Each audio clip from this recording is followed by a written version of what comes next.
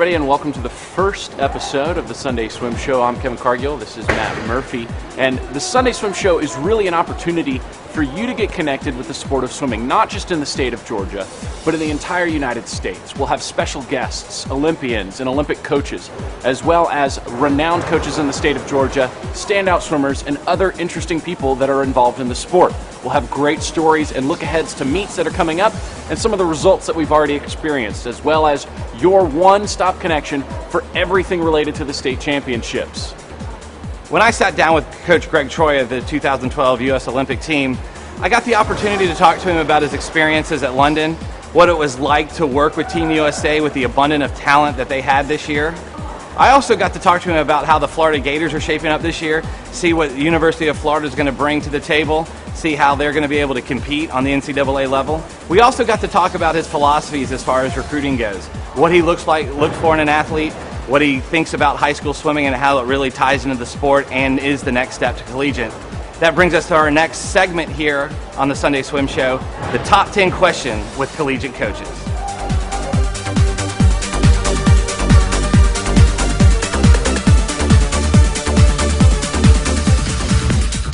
He's probably one of the guys that, you get 5 medals at the Olympics, you're walking out with 2 of them gold and pretty good performances, even the spots where there's a couple off, place off or 2.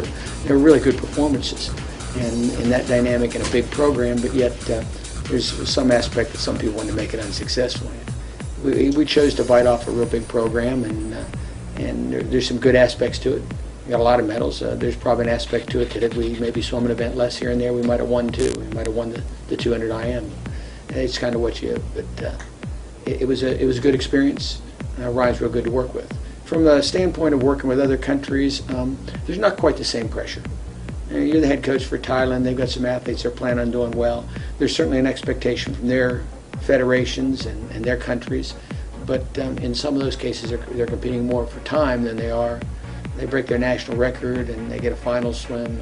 We had a girl swim with us this past year that was Venezuelan, and she was the first Venezuelan female ever to make the finals at the Olympics. It's a humongous thing for her. It's just a little different pressure than standing up and making commitments to win events at that level.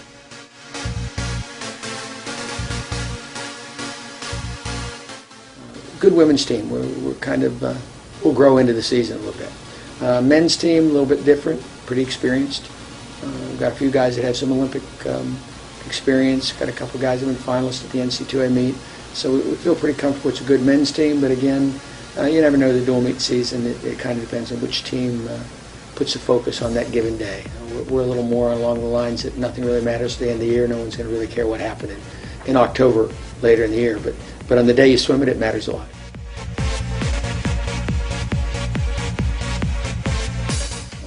Recruiting is kind of a different animal. It never really stops. It's not like there's one special season.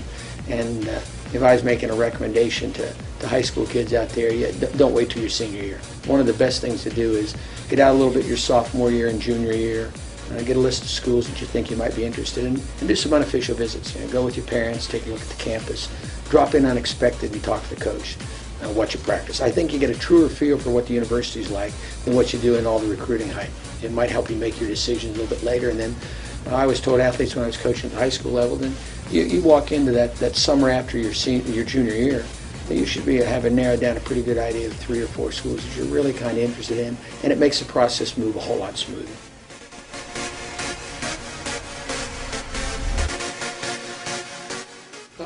Our training program in Florida, we try to put a focus on the athlete, giving the athlete being the best possible athlete they can, not just a collegiate swimmer, but we've got a lot of people interested in long course, interested in international competition. Requires a little different focus sometimes. So this past year we had a couple athletes redshirt. We had maybe our best female athlete, Elizabeth Beisel. We did some things that maybe hurt her a little bit during the short course season, but we felt pretty strongly she had a chance to do well at the Olympics. So we're going to do what's best for the individual. A lot of that is communication between the athlete and the coach, what direction they're going.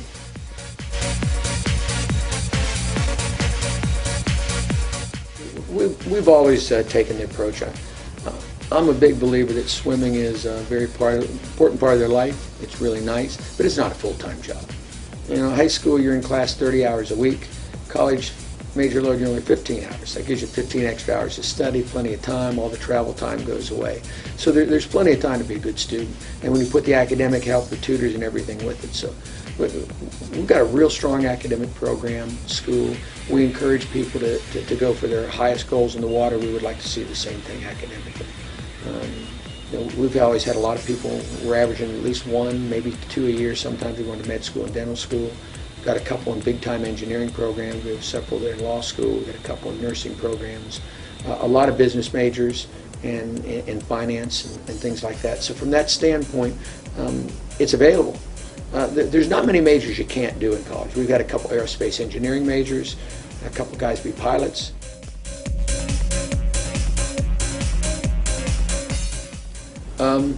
We've got a combined program at Florida. There's some tremendous advantages to having a combined program. The NC2A, when you combine the men's and women's program, you actually pick up an extra staff person. It gives you a whole lot more flexibility in what you can do from the standpoint of having different practice groups because you've got way more staff. In a single program, single gender program, they've got a head coach and an assistant coach, and then maybe share a diving coach.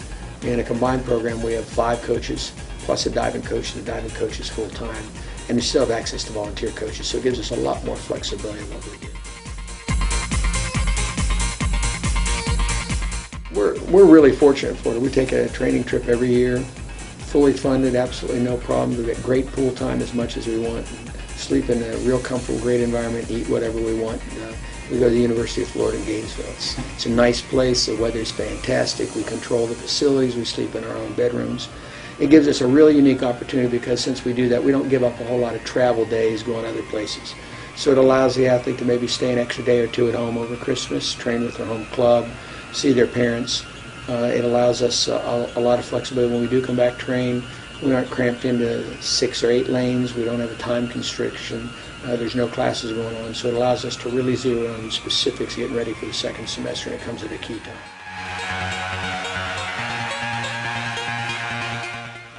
Talent is overrated, but it's important. Work ethic is not overrated.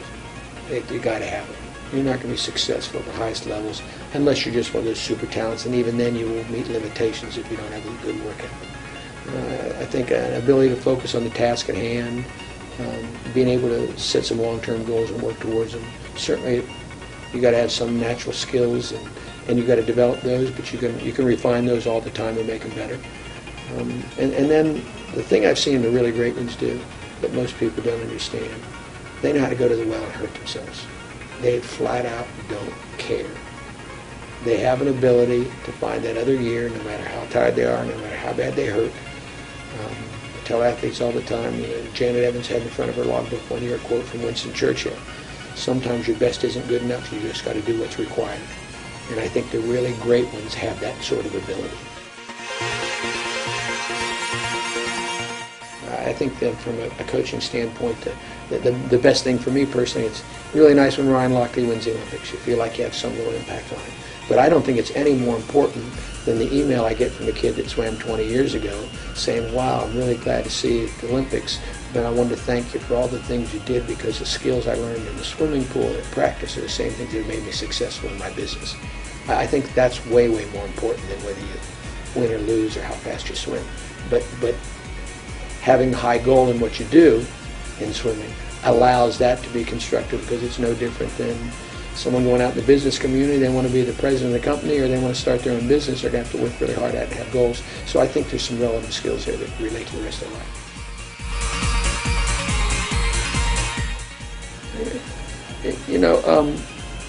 There's an aspect to it that isn't fun.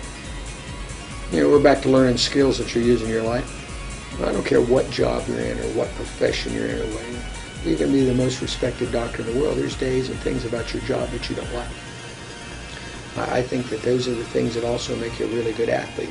If you're in the pool, how well you doing those things you don't like is every bit as important as the things that you do like. So I think that that becomes a team camaraderie thing. You've got team goals, you're working towards it. You organize things away from the pool that are social functions that put you in the same dynamic. You look for new ways to challenge people at practice.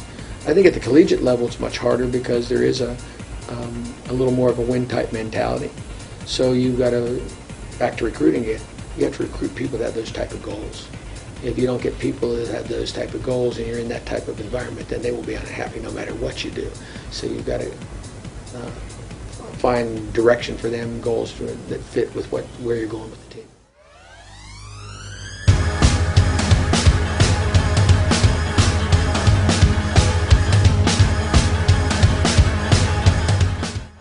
We've all had early practices and long swim meets to go to, but no one has experienced more long swim meets and more early practices than these three moms that we took a moment to catch up with. Take a look.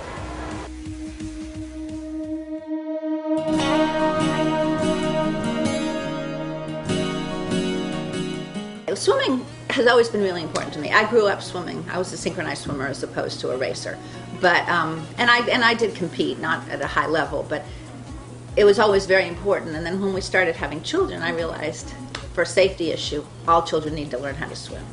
And so my kids were safe in the water, could get themselves to the side before they could walk, and they just loved swimming. So we were interested in the summer swimming, which I think is a great program. Neither my husband or I are swimmers, and nobody in our family, and we had a house with a pool, so the kids started swimming when they were little, and they were really good at it, and we don't know where it came from. And then we did summer league.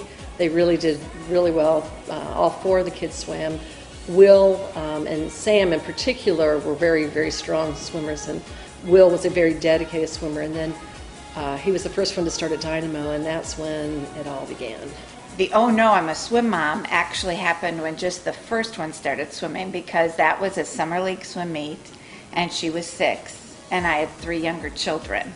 So the "oh no, I'm a swim mom" happened at my first summer league meet, timing with one child in the front in a snuggly, and kind of watching 2 on the side, not realizing how long those meets would be, and realizing that she loved this sport, and I was going to be having these kids in tow both at USS meets and at summer league meets. So to me, that was the "oh no, I'm a swim mom." Well, I think that with swimming, if compared to other sports, you're competing against yourself and others, and it takes a huge time commitment on the swimmer's part and on the parent's part.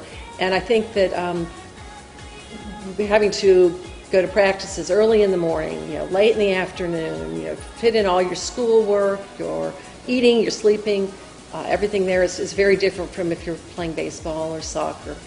You have to be very, very motivated to be able to continue doing it. It's a grueling sport, but the payoffs when you're there at the end of the pool first, or if you're swimming a long distance event and the bell rings for you in your lane, it's just, I think the highs are really, really high in the sport, and it's you're pushing yourself as hard as you can, and I think that's not really the same in many other sports. Okay, well, yes, I have to admit that I think with any parent, when you start your child in a sport and your child excels right away, and that was our oldest daughter, and it's in a 6 and under, but you're like, oh my goodness, she's really, really good. You find yourself getting competitive. I am competitive, but I never swam competitively. But all of a sudden, you find yourself a little wrapped up. And I have to say, when I watch those first videos, I'm a bit embarrassed of how loudly I'm cheering for a 6 and under. But then I think, actually, with me, that kind of waned because, again, having 4 kids and swimming and watching other parents on the deck, you think, I do not want to be that parent. I do not want to be that parent walking along the side, yelling at their child in freestyle.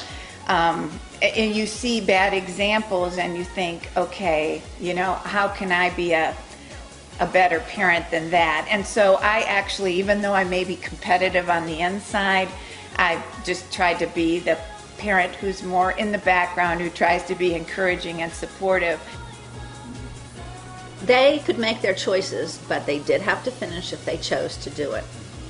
And the 3 oldest particularly loved it. They went on to be coaches and lifeguards and pool managers. And so it was the pool here in Garden Hills is a pretty important part of living here, particularly when I don't have too much association with it now, but it certainly was when they were growing up. It was the center of their summer, except when we went on vacation. So just to be involved, all of them worked there. And again, it comes back to the values that they were learning, the teamwork, the paying attention to everybody around you, listening to your coaches, watching out for the little ones. It was just a really good experience, and I know they loved it.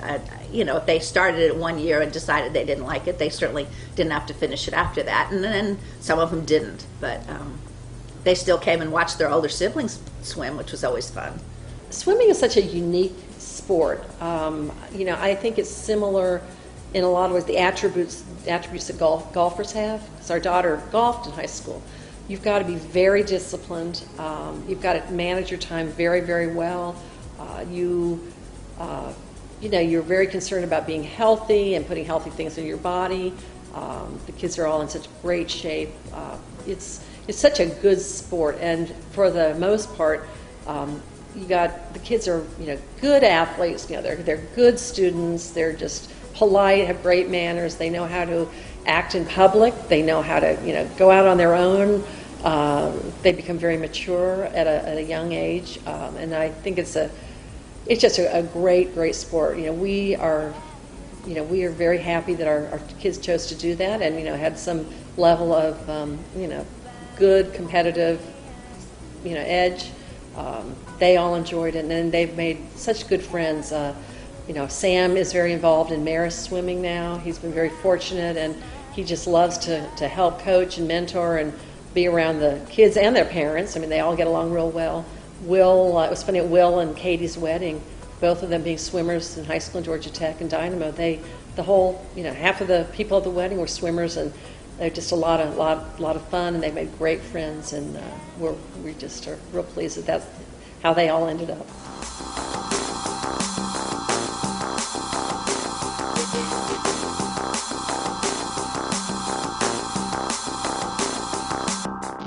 Here we are in the first episode of the Sunday Swim Show, which means most teams already have at least 5 days of water time under their belt, grooming themselves, looking ahead to that state championship. But between now and then, what other big meets are you going to? What are your big rivalry meets? Let us know. We'd like to highlight those. Send us all the scores from your season, any outstanding performances. Go to atlantaswimming.com Sunday Swim Show and submit them to us. Also, we'd like to know about any kind of big service projects you're doing, big team building activities, anything that makes your team and your team atmosphere more positive and very fun. Let us know. Once again, atlantaswimming.com Sunday Swim Show.